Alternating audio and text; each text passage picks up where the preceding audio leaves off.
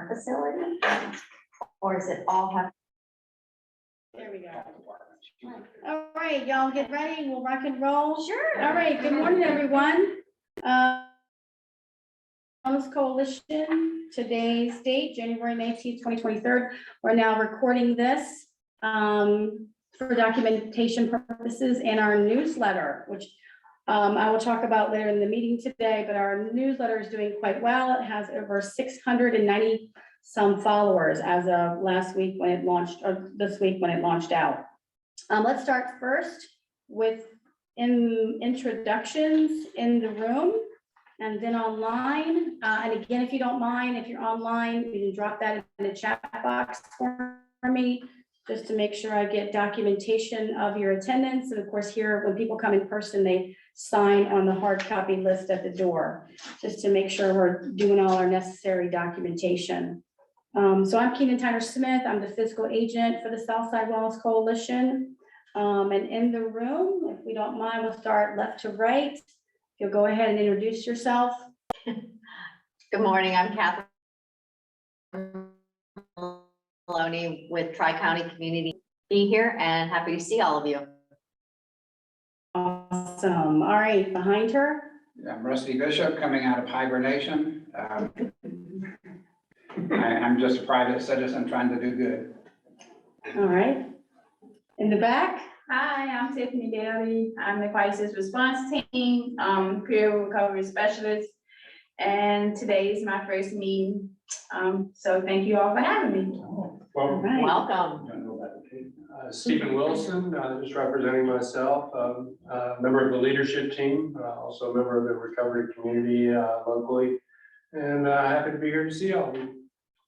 All right, awesome. I love how my little buddy, the owl, travels around. All right, and I'll just start on the screen. Mary?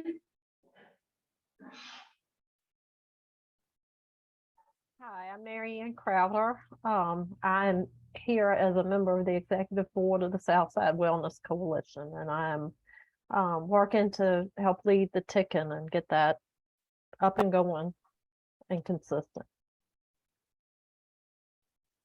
All right, good morning. And on my screen, Patrice?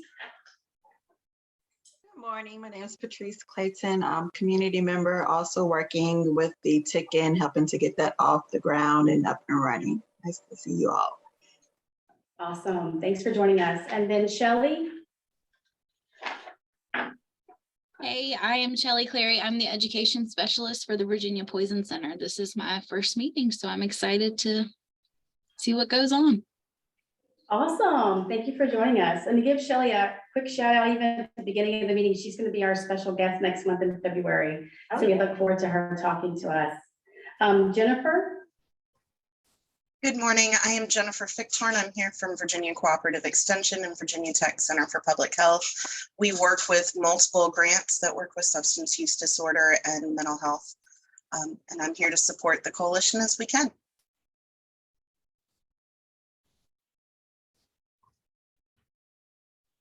All right, thank you for joining us. All right, and Liam? Hey, good morning, everybody. My name is Liam Hudson, and I'm here on behalf of the Lean In Project, and we support LGBTQIA folks in the Southside region with resources and trying to connect them to great community partners like you all. So thanks for having me. Good morning, thank you. And Shannon? I'm Shannon Simpson. I work on the project with Jennifer Fichthorn. Good morning, thank you for joining us. And Christy? Hi, good morning. I'm Christy Mosley, practice manager here for behavioral health at VCU Community Memorial in South Hill. I'm part of our Tick-In group as well as Southside Wellness Coalition and Southside Behavioral Health. Happy to see you. Morning, thank you. And Brian? Good morning, everyone. Brian Price with the UVA Comprehensive Cancer Center. Good morning, good morning. And we have Kathy coming in from the waiting room. Good morning. Good morning, Kathy. Good to see you. You too. Sorry for being a few minutes late. That's all right. We were just doing introductions of the group. All right, with that being said, I'll keep an eye on our waiting room. We'll go ahead and continue on with our agenda. Approve last month's minutes.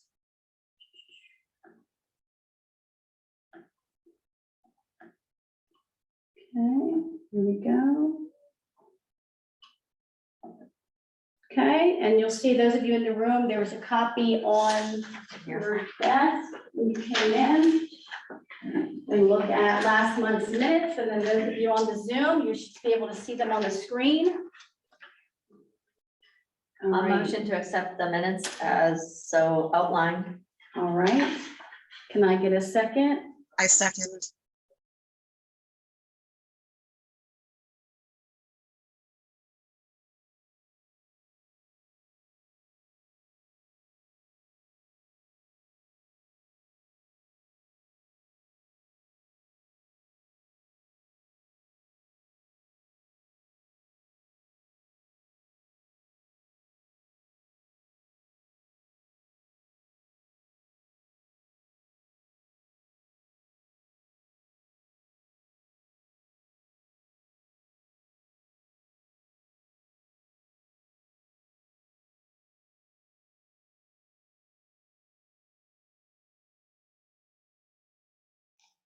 Keenan, don't want to overspeak you. It's Christy. If you're speaking, I can't hear you at all. It's dead air. Okay. Uh-oh. Can you all, the rest of you all hear me? I can hear you a little bit now, but it does sound very faint and far away. I see a few nods on the screen, so I think several of us hear. Okay, Maybe your owl's not working. Can you hear me? let me check. Yeah, let me check my microphone. I can hear you now. Okay. I'll lean in. I don't know what I Oh, okay, sorry. did.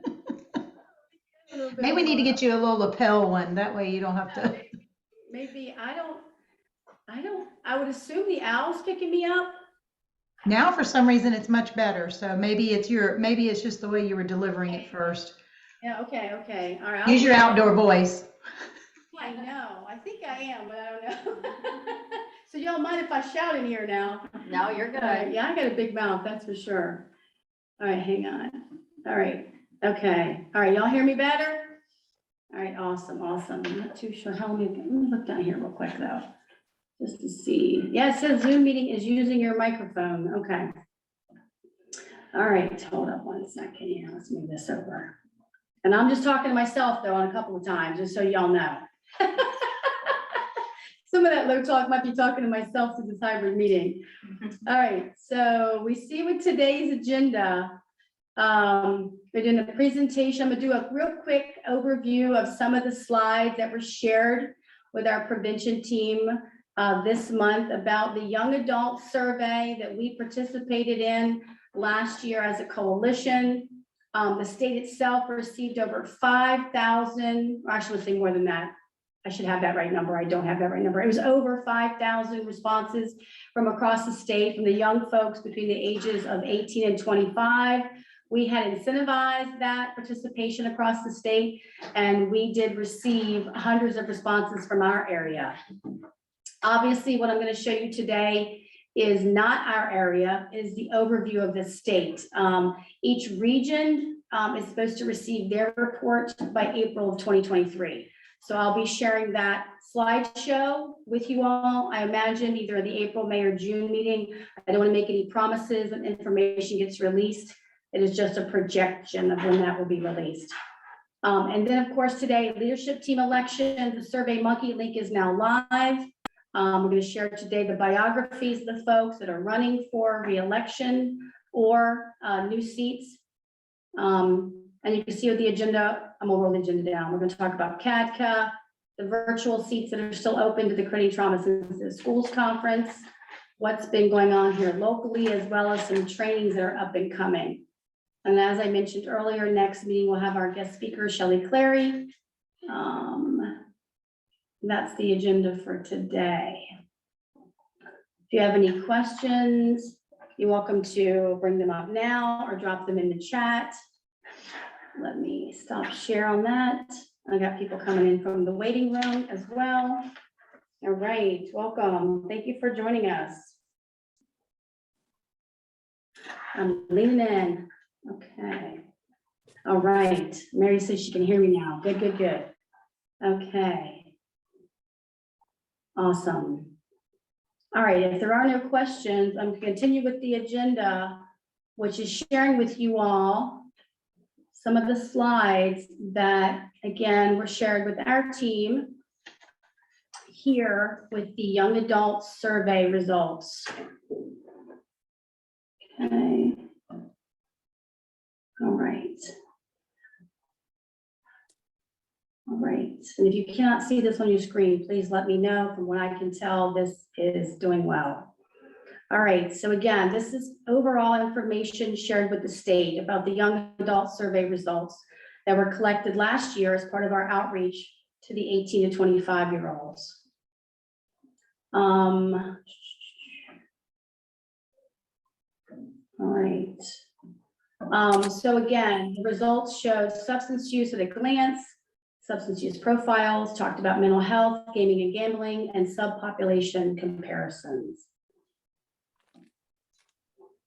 All right, you can see here the questions connected to substance use at a glance in terms of what was responded to from all the young folks there, a lifetime substance use at a glance. You can see alcohol, no surprise, appears as the highest use, and on down. And by the way, these slides will be posted on our coalition website as part of our documentation. So if I go too fast, obviously you can go back and look at those results. You'll be welcome to. Keenan, do you know if this is what this was in reference to, actually using regular, oh, This there we was, go. sorry. Wait a minute, sorry. I think This was in reference to, right. have they ever used, Yes, yes. ever used? Yes, Okay. lifetime. So keep in mind these questions, my understanding is these questions for the 18 to 25-year-olds, they were asked about beginning use, currently using. So yes, so this would consider their lifetime use at a glance between 18 and 25. So no one that took the survey was younger than 18, but no one who took the survey was older than 25. Okay. That's a great question. All right, past 30-day substance use at a glance. Again, notice there responses to vaping, marijuana, alcohol use, tobacco, over-the-counter drugs, and prescription drugs. You can see there with the gradations in color, daily use are once or twice a week, once or twice a month, and not at all. You see, of course, vaping as the highest daily reported use by that age group, followed by marijuana, alcohol, tobacco, or tobacco, excuse me, is higher than alcohol, as you can see. All right, and then looking here at some of the overview of the results, overall lifetime use rate, looking at that 78% reported, the 70% of the 78 reported using in the last 30 days. And again, looking at, I think for us as a coalition, thinking about YADAP coming up in the summertime, look at the age at onset of use. The number of young people in that age bracket reporting the age of onset of use being at 15 to 17 years old. Look at that specific, I think, most powerful part of this slide is the age at onset of use, what they're reporting when they first experienced and drinking alcohol. Do you know what the value for the daily, it said value in it, the daily use? I think that's actually a very interesting statistic that not many of them use daily. Yeah, down there, yeah, it doesn't It's say. mostly monthly. Yeah, it doesn't have a value there. Okay. So, but I can reach back and ask the person that sent me this at Omni about whether that's missing something or if it didn't get put in there. Yes. Is there any racking and stacking of the data to kind of show the gateway effect of, say, of tobacco and alcohol towards I don't believe opioids? so. I don't believe so. This is what they're preliminarily putting out right now at the beginning of the year before each region gets its comprehensive copy. So this is sort of an overview. Okay. But I will ask, hang on a second, I'm gonna make some notes real quick. I whispered to myself, guys, sorry. Hold on. Alcohol, the daily gateway issues. All right. And I think this could certainly, as a leadership team and a membership, we could use these to talk about what we want to focus on for 2023 as well. All right, and then here, young adults think their peers drink more on a night out than they themselves report drinking. We will look at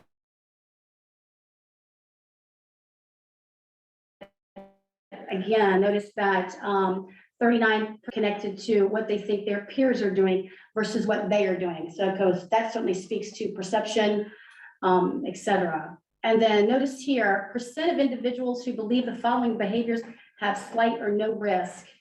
Notice that 25% of them believe there's slight or no risk of driving after consuming 1 or 2 alcoholic beverages.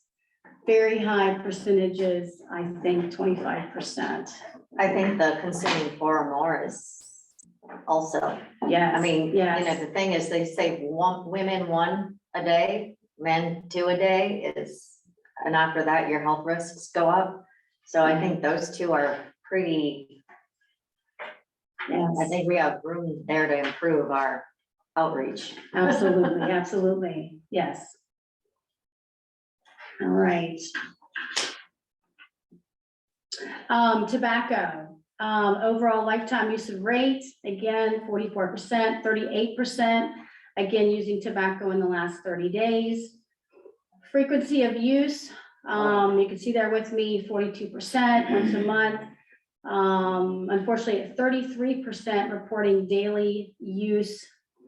Again, looking at the onset, which caught my attention, and you all welcome to share what's catching yours. Again, the idea of when did I start smoking? You can see there 15 to 17. Again, sort of connected to, and then that 18 to 20, well, a little bit higher, but 34% between 15 and 17. So there's a lot we can do as a coalition talking about these young people, targeting some of our information and such with that 15 to 17 age group. And then 25% of individuals believe there's slight to no risk to smoking tobacco regularly. I have to admit, I was quite surprised by that. 25% of the 18 to 25-year-olds reported that. All right, and I'm keeping an eye for my chat box. Please let me know. I got multiple engines rolling here. If you've got a question on the Zoom, please turn your microphone on or drop it in the chat box. Or if you dropped it in the chat box, it may not be coming up for me right now. All right, and then vaping, 51% report vaping. Again, 51% reporting in the last 30 days. Down at the bottom, 45% of those vaping are reporting it daily. Again, onset, age of onset. Again, notice there with the 41% between 15 and 17. 24% believe vaping or using e-cigarettes regularly has slight or no risk. Again, valuable information, sadly information. All right, so valuable information here about our young folks, what they're reporting in 2022. Well, obviously, they don't think either nicotine in general nor smoking or vaping has repercussions. And I think big tobacco and the vaping companies have a lot to do with that. Their marketing, and how do we figure out a way to combat that marketing because they're good at it. My thought also is, the flip side of that same coin is that back when it was discovered to be a major, carcinogen, there was a big educational effort and a big public service campaign. It was like big. Now everything's kind of, okay, it's an acceptable level. So maybe there's just not really a lot of information to the contrary going to them, as there was back, say, when we were young. I think some of it is their belief that there've been campaigns in the past that have not been on the real upfront, like this is your brain on drugs, Oh, yeah. great visual. But I think a lot of the younger people in this demographic are very leery of what they're being told. That it's not real, That was my question. that we're just trying to keep them off of drugs or Unless whatever. it's a peer telling them something they want to hear. There's enough marketing information out there from the cigarette manufacturers alone that they've been forced to put out about the dangers of these things. And, they can't have missed all of that. It'll come up if you play a game on your phone If occasionally. they were all that dangerous, they A wouldn't be selling it. little 30-second ad. So they're not believing what they're reading, hearing, and seeing for some reason. So where's the disconnect? I guess is my question. All right, and Kathy just added in, surprised that Virginia sells flavored vape where other states have banned the flavors. Yes, and I can tell you, we have folks at the state level, the VACSB conferences this week. Folks are trying to negotiate stopping some of what Virginia is doing. Well, it's big business, so you're fighting big business. Right. Just like the gaming sites, like, locally, they have a lot of little gaming places now. The fish tables is what I'm hearing, that a lot of young people goes there and participate in this type of gambling. And they even made it out, they in stores, they convenience stores when you go in.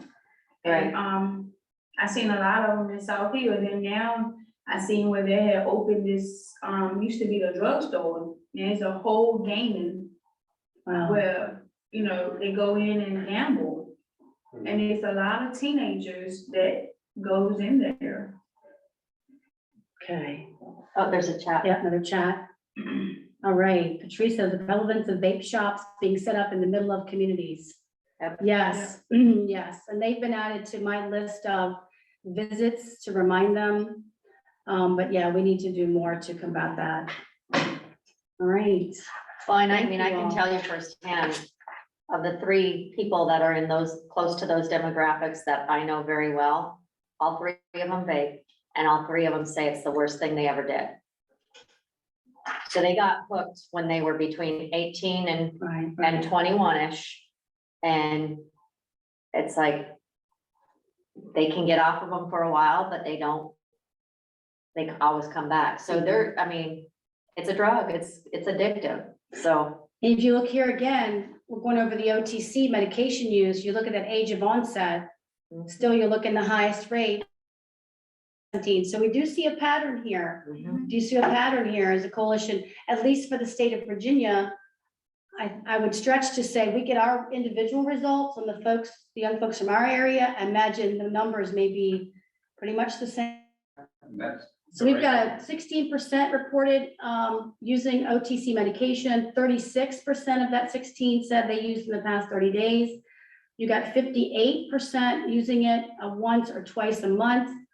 And notice risk perception. 18% believe there's slight or no risk in taking OTC medication for purposes differently than the labels indicate for the experience, feeling it caused or to get high. Well, at least that number's down from 24, 25%. Right, but almost 20%, that's a large part of our youth population. Again, you see that age of onset. That's only 20% Yeah, and of Kathy's the got 16. 36% age of onset are ages 12 to 14. Hold on, let me look. That what I'm seeing up there? No, and the colors for you all might not be as bright as for us. Okay, so 15% then are 12 to 14. Let me read it to you. The 11, it's 11 or younger is at 9%. The 12 to 14, 15%. No, the question I have here is, we're talking 18%. Is that 18% of everybody, whether they use OTC or not? Or is that 18% of that 16% that have an overall lifetime use rate? Because that's a very different stat. That 18% is very small when you consider if it's 16%. Right, if you're talking about 18% of the 16%. That's a small, right. yeah. Let me ask, I'll ask Omni. Yeah, We can follow is that risk perception everybody regardless of use or not? That's what I'd want to know. Okay, risk Of them saying perception. they use that. The posted population. Again, I'm taking notes, so I'm talking down, sorry. And that would go to all that would go. That would go to all the question, slides. yeah. Yes, that's what I'm writing down. That would go to all the slides. Okay, great questions. All right, and I will submit those. Very nice. All right, and then perception versus prescription medication, excuse me. Again, overall lifetime use rate, 21%, 31% reporting in the last 30 days. Again, frequency of use, 54% are reporting using one. Age of onset, again, 15 to 17, and the 18 to 20 has the highest reported rate. Again, 13% believe slight or no risk taking prescription medications for purposes differently than the label indicates, for the experience, feeling it caused, or to get high. All right, so again, still, and right now we have mental health. Felt so sad, hopeless for 2+ weeks. They stopped doing some usual or their usual activities, 49%. Harmed themselves on purpose, 13%. Seriously considered attempting suicide, 17%. Of the 17%, 50% made a plan, 23% attempted suicide. That's high stats. Yes. And then looking over here, individuals who agreed or strongly agreed in the past year their mental health suffered as a result of, 69% reported COVID, 54% social unrest, 50% political change. 65% say they never, only sometimes receive the kind of help they need. Again, notice they said never or only sometimes, and 18% reported having an ACEs score of 4 or more. If you all are not familiar with ACEs, as part of the follow-up, I can send out some information about that, but that's basically stating that they responded to the 10-question questionnaire, yes or no. They experienced household dysfunction, trauma, physical or emotional or sexual abuse in the home, as well as questions about their parents' marital status, whether someone had been incarcerated,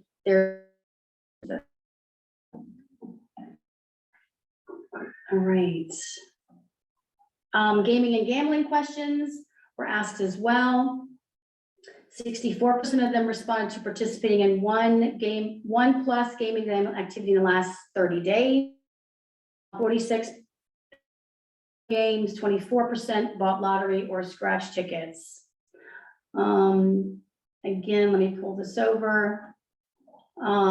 Share of respondents who agree with the following statements. I find I use more tobacco and nicotine when I'm gaming and gambling. I find I drink more alcohol when gaming and gambling. Gaming and gambling has negatively affected my finances, often interferes with my regular activities. I spend a lot of time during the day thinking about gaming and gambling. And I find gaming and gambling helps me build or maintain my social connections and friendship. Highest rate, 17% of those reported gambling saying it helps them maintain their social connections and friendship. Okay. You wonder how much that has to do, like you said, with marketing on the phone and on the internet, the availability of that on the phone. And my kids talk to people all over the world. I mean, my one that likes to game. Mm-hmm. And it's a safe zone because they don't have to physically go anywhere to interact with other people. They can do it behind a screen and an avatar. So it's for people with social anxiety, it's a easy way to connect. Good point. Thank you. Thank you. All right. And then BIPOC versus non-BIPOC, the results. Let's see. What's BIPOC? BIPOC is Black, Indigenous, and people of color. Say again. Black, Indigenous, and people of color versus non-BIPOC. Share of respondents, 63% non-BIPOC, 37% BIPOC. Again, you guys should see the delineation on the screen. Compared to non-BIPOC individuals have higher lifetime use rates for OTC medication, prescription medication, higher in 30-day use rates for tobacco, vaping, OTC medication, and prescription medication, and connected to mental health. A higher rate, 18% versus 17% of serious thoughts of suicide in the last 12 months. And 31% versus 18% attempted suicide in the past 12 months. Is that saying that the non-BIPOCs had a greater? Yeah. Yes. No, BIPOC has a greater, It's a greater percentage. yeah, greater percentage, right? The lighter blue. Is the BIPOCs? Yeah, the lighter blue, You look at the is top reference to the BIPOC is in BIPOC. one color So the and- demographics of the state are probably pretty close to that 63, Right, 37, but they much higher did suicide. Yes. BIPOCs do. Right, and you're looking at 37 that were surveyed, 37% identified in the survey, but the rates are higher, right? So to me, that's saying that they deal with those suicidal thoughts differently, and it's possible that they have less of a support system. Going back to that other question you asked about, they're not feeling like they're getting the help they need. Okay. Possibly. I mean, you got to inferring things, but it may not be valid. Absolutely.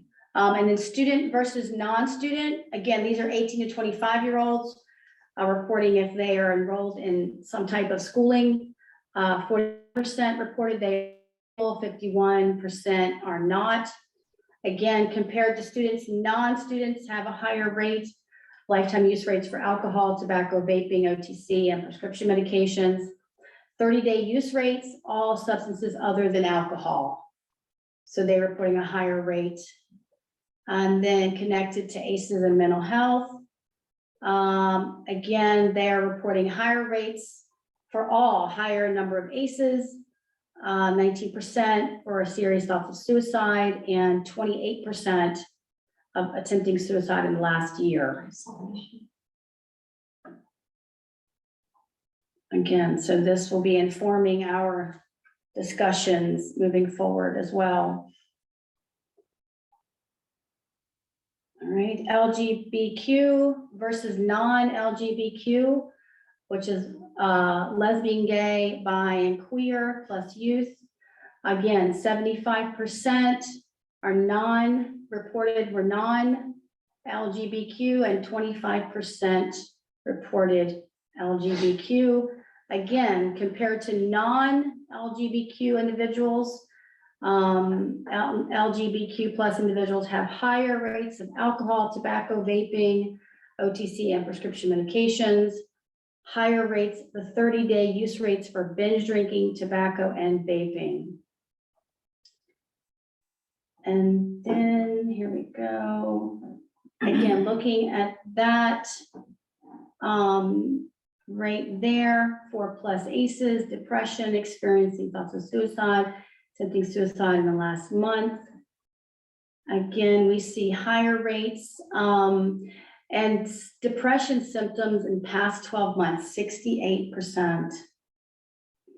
So again, this information goes a long way to inform us as a coalition about what we need to be working for and working towards.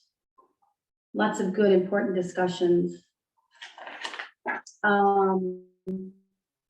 TGD, gender diverse versus those non-transgender, gender diverse. Again, 5% of the population identified as transgender, gender diverse. And again, they have higher rates of lifetime use for alcohol, vaping, OTC medications, and prescription medications.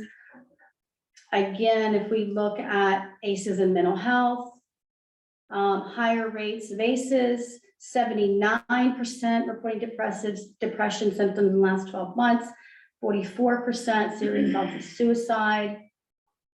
I have a question. Yes. In the non-TGD, how do only 16% of them have thoughts of suicide in the past 12 months, but 23% of them attempted it. Not too sure. So you said of that population, 16 said they had thoughts of 16% said they suicide, had thoughts, but 23% 23%. Okay, which would lead, which gives you the idea that 7% of them never even thought about it, just suddenly. they just did it, right, Yeah, right, that's not right. a valid figure. Well, it being a suicide prevention trainer of a number of different courses, something we talk about is for a young person, even for an adult, there can be life experiences that you experience a traumatic event, and that's your immediate thought within like the first hour. And you Like experience folks that, the thought. yes, and then you act on it, that there's a small amount of time between the thought and the action, though that is not the percentage of folks that have suicidal ideations, but that does occur. I think what it may be is But I that can ask. 23% of that 16% actually Carry out. Yeah, Okay. well, it's maybe possible, attempt. but I mean, it is possible to not have serious thoughts about it, but have tempted to it, because Yes, you didn't have a serious right, thought about it, right, you just did it. Right, that's my That's, understanding. is that, but and I'll that's ask. what I understood you to say, that the trauma Yes, might be yes. so severe that that's just where they go, they don't even Right. think about it. Right. And it's based on, depending on how serious the thoughts are. Right, I mean. that's my understanding, Yeah. but I'll ask Omni, I'll follow up with Omni and ask. And that, and you know, sometimes surveys, the way they ask questions, it could be just that, you're right, it's a embedded in there, or it's a, It's either reported oddly on the screen there, or there's something wrong in the data. That's too large of a percentage for people to just say, "Oh, I'm doing fine, never mind, I'm gonna commit suicide, I'm not gonna think about that." That's not. I think it could happen though, I mean, I think. It could also be a stat that's built just around the question. So they could have asked the question, how many people have attempted suicide in this 12-month period? And that was your answer to the question with the series that you're looking at. And it could just be a perception based as well. Like they could have had thoughts, but to that person, their perception of it, it wasn't a serious thought on it. It was just a passing thought. It wasn't something that there was a serious, continuous thought about it. So it could be a perception based on how they perceived that question, how it was being asked to them. Good discussion. All right. All right, and then men versus non-binary versus women. Non-binary individuals identify as both sex, neither, or a combination of both. Again, we have 6% reported as non-binary, 60% men, 60% women, 34% men. Again, non-binary, compared to women and non-binary individuals, men have higher 30-day use rates for tobacco, OTC medications, vaping, and prescription medications. Again, you see the breakdown here in comparison, again, between men, women, and non-binary. With the ACEs, you have a higher rate for non-binary, 43%. Experienced depression symptoms last 12 months, 81%. Experienced suicide thoughts, serious suicide, 39. Attempted suicide in the last 12 months. You see there that men rate higher on that one. So again, looking at it by comparisons between those three populations. Right, and that now, right now is what has been released to us through the state of Virginia, through the Department of Health, again, as part of the young adult survey that was done last year, 2022. Again, the state received thousands of respondents.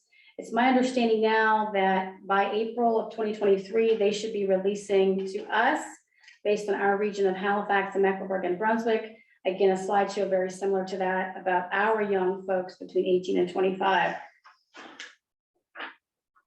Any comments, questions, anything to, and again, like I said, that will go on our follow-up on our website as well. And I imagine inform our leadership team discussions and membership discussions about efforts this year with our young folks. Okay, all right, so moving on to the next item for the agenda is the leadership team elections. Again, that will be done by Survey Monkey. That link is live. A few people actually voted this morning, so I appreciate that. Y'all got your updated agenda yesterday, went ahead into the Survey Monkey and began to vote. Again, let me share that you all have a hard copy in the room of the biographies of folks who are going to be on the leadership team and are already on the leadership team. And so I emailed everybody yesterday. So let me share on the screen the biographies. I need to lean in. No, I wasn't lean in. Biographies again of the leadership team members. All right, so the election starts today. And thank you again if you've already voted. It will end on the 28th at midnight. I'll lock the Survey Monkey down, which is next Saturday. And the voting will take place. Obviously, it would be nice if you, 26th, I'm sorry. The voting takes place from today through next Thursday. Results will come out on the 28th. Sergeant Jamie King is running for a vacant seat. You all think that it'd be best for me to read aloud these biographies, or just people are going to be looking at them on the screen right now and received copies? Are you all comfortable with me not reading them aloud, or would you like me to? I'm comfortable without you doing it. Okay, all right. If anyone needs me to read them out loud that's on the Zoom, please let me know. I will read them out loud. Otherwise, I'll be respectful of you following along. So you have Sergeant Jamie King, just real quickly, works for Mecklenburg County Sheriff's Office. Liam Hudson from the Lean In Project. Again, both these folks are running for vacant seats. Patrice Clayton is in the behavioral health field. All right. All submitted wonderful biographies. Looking forward to being part of the Southside Wellness Coalition. Patrice, Executive Director for Blaze Advisors. Returning to our wonderful leadership team, Catherine Maloney, representing Tri-County. Mary Crowder, again, working for Blaze Advisors.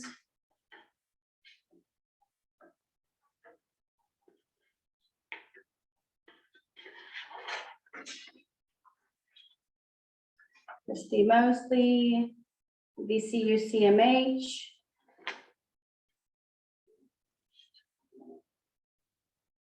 All right, Stephen Wilson.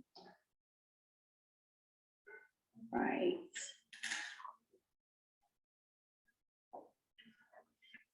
And then myself, returning for fiscal agent. All right, so again, please make sure that you follow up with the email I sent you yesterday, review the biographies. Again, they were shared out in the newsletter as well that went out earlier this week. And please don't forget to vote. Members who have not voted by next Thursday morning, I'll reach out to individual membership, remind them to vote on the Survey Monkey, which will then close again Thursday at midnight. And I'll post the results and announce the new leadership team on Saturday. All right, any questions? I don't see any. All right, so CASCA National Forum starts next Sunday. Stephen, Christy, and Catherine, again, as we talked last month, will be traveling on behalf of our team to the in-person conference. We also received guidelines to send up to 10 participants as connected to our new trauma-informed care network, to send 10 participants to the virtual Creating Trauma Since the Schools flyer. I've had 5 folks connected to our trauma-informed care network reach out and would like to attend that, but we still do have 10 open slots. We would like to get them registered by no later by the end of next week. Let me share with you the flyer that we've been sharing. Let's see, there it is. We developed a flyer similar to what we did last year. Now, last year, you know, we received a grant to send 200 people to this conference during COVID, and we sent 218. Pat yourselves on the back, 218 people from our area attended. This year, with the conference now being in person and virtual, we can send up to 10. So this has been shared. If you'd like an extra copy to share with folks. Are we sending them virtually, Keenan, or in person or virtually? Are we just doing Virtually. virtual? Only virtual? Okay. So we've got, yeah, and I've got five people who have emailed me from when we sent it out through the newsletter, and I have 5 open spots still remaining. And it's at the end of next month, so it doesn't take as long to get someone registered for that. But it is important that we go ahead and try to, if people would like to go, they'd like to represent the coalition and the ticket, please let me know. All right. Okay, and then also the Virginia Foundation for Healthy Youth is sponsoring a youth summit in Northern Virginia, April 24th through 26th. I don't have a flyer for that at the moment. I will send that out following, but that is a youth summit that's coming up in April, April 24th through 26th, for the Virginia Foundation for Healthy Youth. As you all know, we receive a Virginia Foundation for Healthy Youth Community Innovations Grant for tobacco prevention that we currently operate on social media with organized marketing. So I'll be required, since we received that grant, to attend that conference.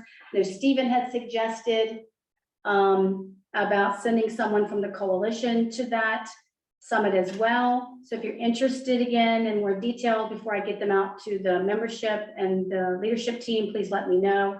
I can send you that individually. But we talked about, Stephen, you want to comment on that? Part of the, well, first, we've done things with Virginia Foundation for Healthy Youth in the past, but you know, we've got coming up our presentation at the new high school. And I'm hoping that's simply, you know, at the very least, a foot in the door to get in there more frequently or permanently. Anything that we can do right now to find materials for use with that, I think is important.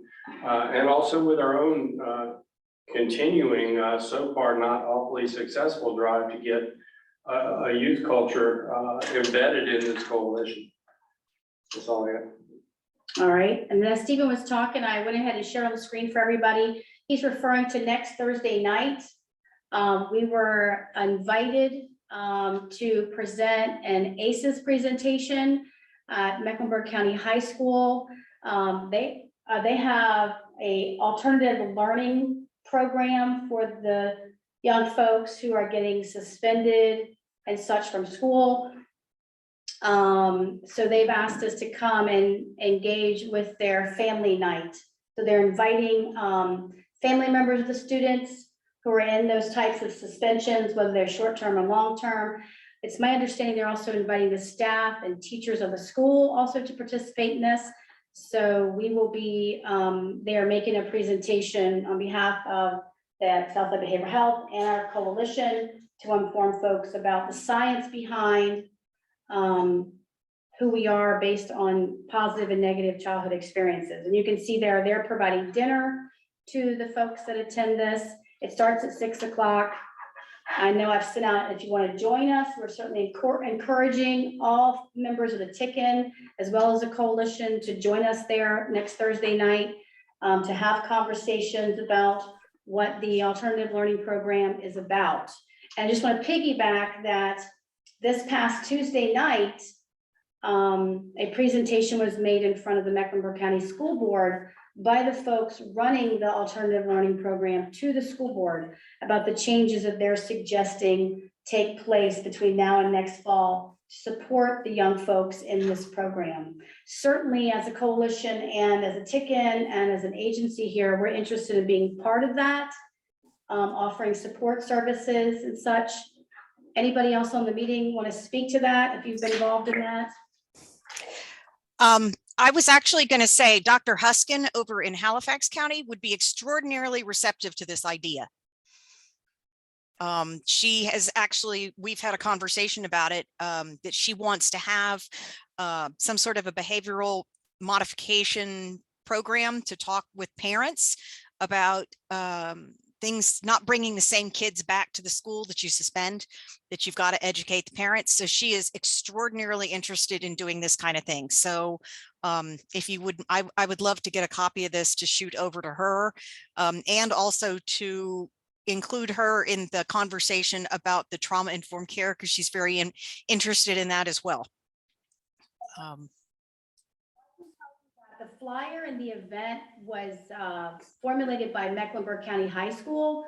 And so we're just a partner in those efforts, but absolutely be happy to send you the flyer and swing you in with contact with Susanna Harris and Christine Pennington, who are operating the alternative learning program. And maybe even, I don't want to overstep my bounds, but maybe even an invitation to her to come to that family night next week. Oh, I'm sure she would be very receptive. She's a breath of fresh air in terms of listening and wanting to do the right thing for the students. Awesome. All right, I've made a note of that. On my notes, so I will follow up with Shannon and send you the flyer and the contact information. And again, we were encouraging anyone who was able to attend next Thursday night, please let me know. I'm doing a preliminary plan for about 45 individuals. To do a good family night engagement with the folks at Mecklenburg County High School. All right, Trauma Informed Community Network. I have Mary Crowder listed here. The last time they had a leadership team meeting was on the 13th at 3 o'clock. Mary, do you want to update a little bit about what was accomplished during that meeting? Sure, I can. So we have been kind of, for those of you who know, we got off to a good start last spring. We kind of had a lull in the summer. We've reconvened with some folks who were interested in getting things running again during the fall. And we've attended a couple of trainings offered by the Richmond SCAN to try to get some ideas. Since we've had our last training, we've narrowed down the name. We are working to have some possible logos drawn up. We have been in touch to develop a landing page off the Southside Wellness Coalition, Southside Behavioral Health page for the Ticken. I am hoping that planning that we will have full programs with guest speakers happening by March. Hoping to host some movie nights through the summer. We are want to grow the Ticken. We definitely need to grow and have some representation from Halifax. So I'm glad to hear that we have someone you recommend, Shannon, or that you think will be interested. Love everybody to join, and I'm specifically hoping that those who really want to have a voice in where things go will let me know, and we can get rolling on this. So I think that's it. Keenan, anything else? All right, thank you. All right, and the next item is about the required to continue to support our funding we receive every year. This year, we will need to complete the Coalition Readiness and Effectiveness Assessment by September 30th of 2023. After our elections this week and the next week, I'll be reaching out to the leadership team and sharing with them the required plans for that. That's again an outreach that we can do online, the Survey Monkey, to reach out to membership, ask them questions specifically about our local coalition. Next item, our youth outreach, the LGBTQIA+ collaboration that we did with Organized Marketing. Our 2 PSAs launched on January 3rd of 2023. They both will run until March 3rd of 2023. They're doing quite well on both Instagram, Facebook, on both the agency as well as the coalition's social media. We've had over 10 folks respond to the request on the website to receive in the mail the items of support. We appreciate the support of the coalition as well as folks resharing those PSAs. So quite proud of the work that we did with that effort. Okay, and then training announcements. We have lots of trainings coming up. Before I go into that, I did want to share that we still have, you haven't seen, we have open slots in response to the Dr. Perry Building Trauma Responsive Conference last year. We are launching, and I saw this in the paper yesterday morning, but unfortunately I only got like a 1/4 inch slot in 2 of the papers. I don't know how many of y'all read the little tiny print in our local newspapers. But it's in there. It's in those papers, but it's really small. We're having a What Happened to You book club. It's all virtual. This again is a follow-up from the Building Trauma Responsive Conference last year. Certainly directly connects to the tick-in development.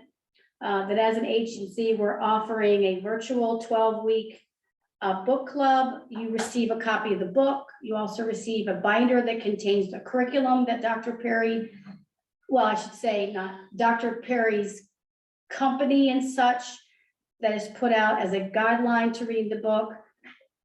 It is offered at no cost, like all the other items that we offer through the coalition. No cost. It is not, the seating is limited to 12 on Zoom, and it's not at full capacity. It starts on February 1st.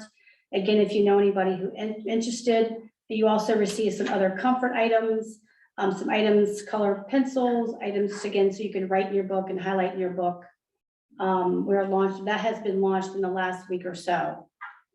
So if you're interested in that, that starts February 1st and then runs through 12 weeks. I think is like right at the beginning of April. I think I want to say like the 19th or so.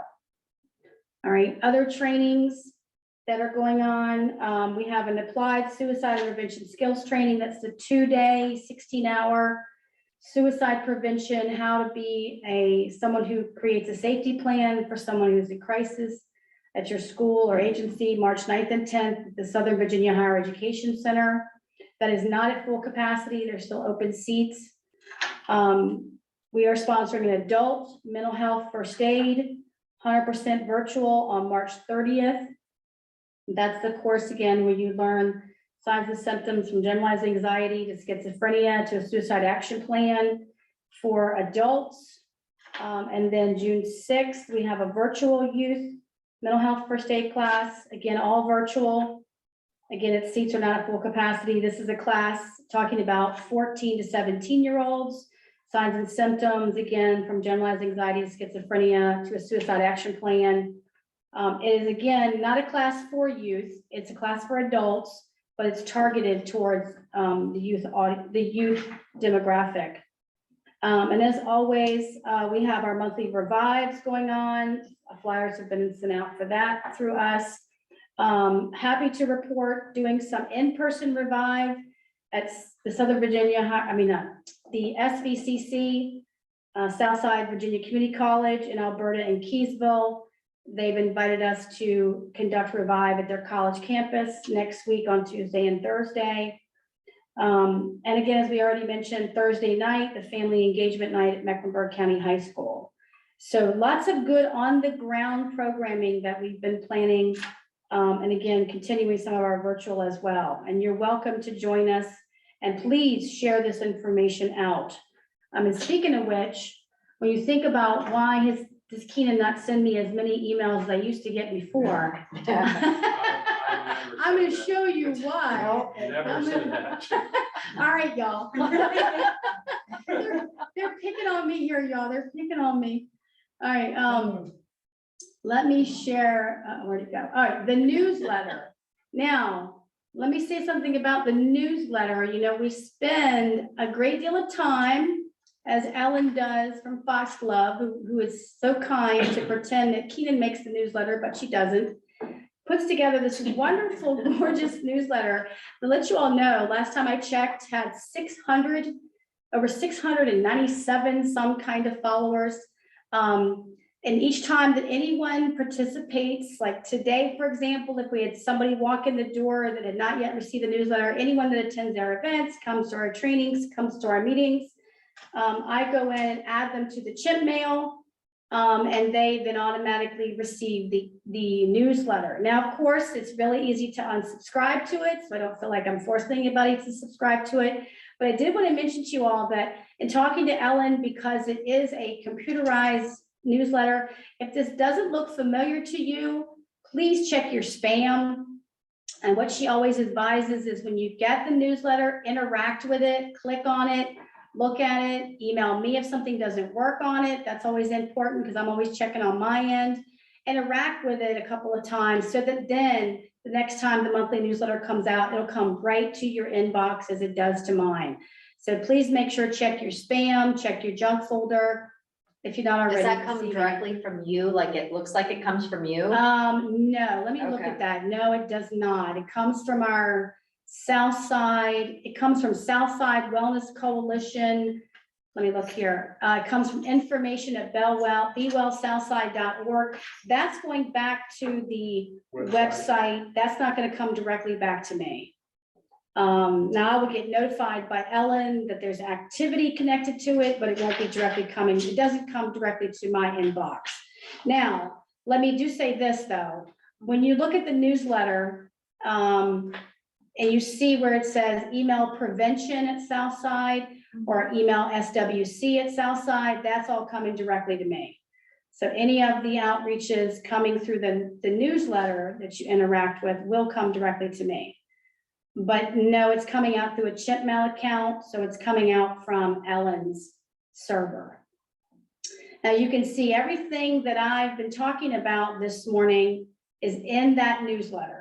So again, if you're encouraging folks to join us, be a part of our efforts, forwarding them the newsletter and then letting me know they're interested so I can add them automatically to the outreach, and then reminding them, of course, that they need to check their spam mail for it. And you can see that as pictures taken. Stephen came and spoke at our Safe Talk last month. Always welcome our membership to come and talk to these folks about coalition efforts and how they can become a part. All right, so you see Tiffany and wasn't that perfect? I didn't even plan for that. You all both here and you're on the newsletter. I did not plan that, but look at that. So we're always bringing in folks. And I think, again, our membership, sharing information, bringing in stuff the state is offering, all the wonderful stuff. I did make a mistake. It is missing the assist training on the upcoming trainings. I operate on certain deadlines with the company doing the newsletter, and I did miss that. So, but hopefully you are getting this and then sending it to friends and neighbors saying, please, please join the efforts of what we have going on. And then again, to mention, so you can print out, and if those of you here, I've got some printed copies up by the front. We now have locked in our regular hybrid meetings for 2023. This flyer is going out on Facebook and Instagram. That starting, we have our monthly meetings already planned out for the course of the year. These are our general leadership meetings every month, not our events. All right. All right, so now we will open the floor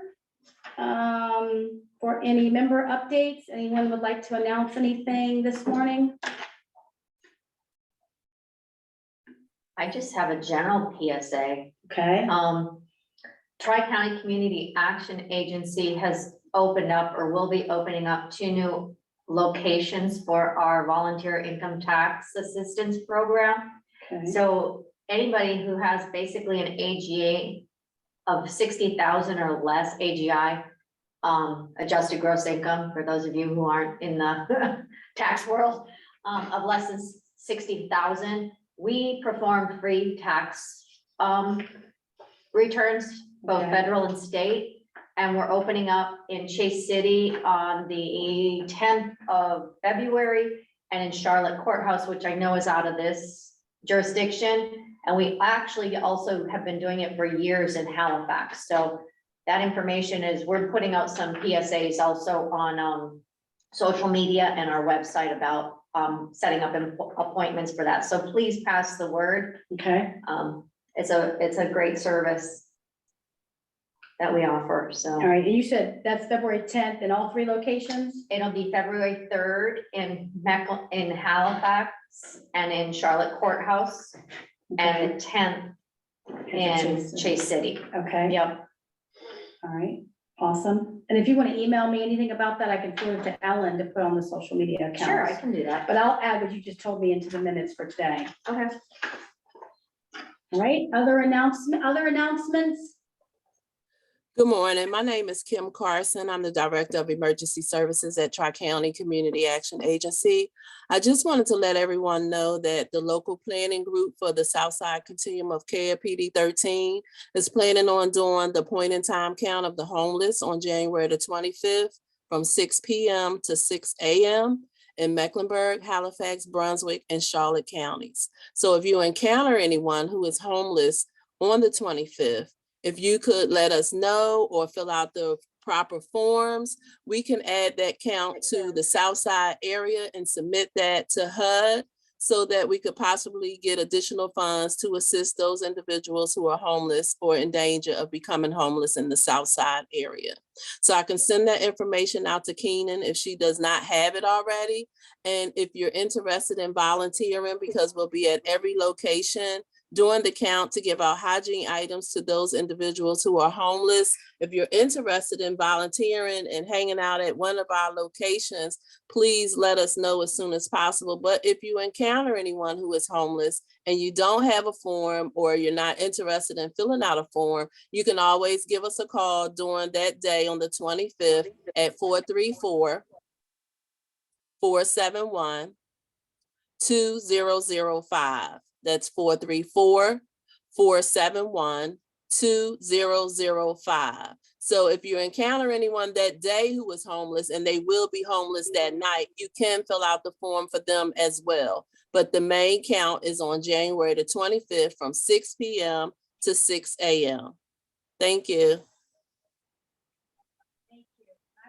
Kim, this is Christy at VCU. I missed the name of your organization. I apologize. So I'm with Tri-County Community Action Agency, but I'm speaking on behalf of the Continuum of Care for PD 13, which is the South Side. And I'm with the local planning group. And this is just for Halifax County or any county? So PD 13 consists of Brunswick, Halifax, Mecklenburg, and Charlotte County. Thank you. All right, thank you, Kim. I will forward to everyone the email that you sent me, so everyone here has the documents. Awesome. All right, thank you. Other announcements? Yes, it's Christy at VCU again. So we have hired a licensed clinical social worker. She began last week at our behavioral health practice here in South Hill. It is Community Memorial Behavioral Health. We are updating our resource list. So we have now included case management under our behavioral health practice here. So we do have one MD, Dr. Scott Parker, as most of you know. He is our psychiatrist. We are adult only, 18 and above. And any of your resources are greatly appreciated. I'll put my direct email in the chat box, but this will help us with our case management. We do obviously have a lot of folks that come to our ED. We are working with 2 people directly this week. So anything that you feel we should be aware of, if you'll share it with me, and then of course I get it with all different departments here. I share it with our ED and several things, but I appreciate anything you would share so that we can grow our case management program here. We will be taking some outside referrals for licensed clinical social work. Right now, I've got 96 of our own psych patients on her list. But we will consider taking outside referrals with her. And then of course, if there's an assessment that says, hey, they may need more eval, treat, medication management. Dr. Parker will look at that. So it's new, we're excited. We've just got to get over the little hurdles right now. So thank you. All right, sounds wonderful. Thank you so much for sharing. All right, anyone else like to share? Okay.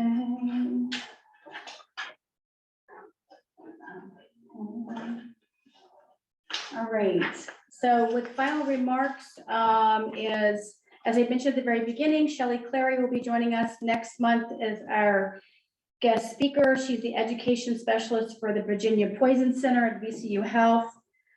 She'll be joining us for a presentation. All right, if there are no other questions or comments, I'm checking the chat box. I think we had another great meeting. And again, you guys have a number of tasks that I shared with you today. I will follow up with the minutes and such. Please again, look out for your newsletter. Join us next Thursday night. If you have any questions, concerns, please let me know. I'll send all the follow-up flyers and such to everybody. Thank you all so much. Anything from the gallery? All right, you all have a blessed day. Thank you so much for joining us. Thank you. Bye-bye. Bye. Hold up. Wait a second, I gotta stop the recording. All right, hang on.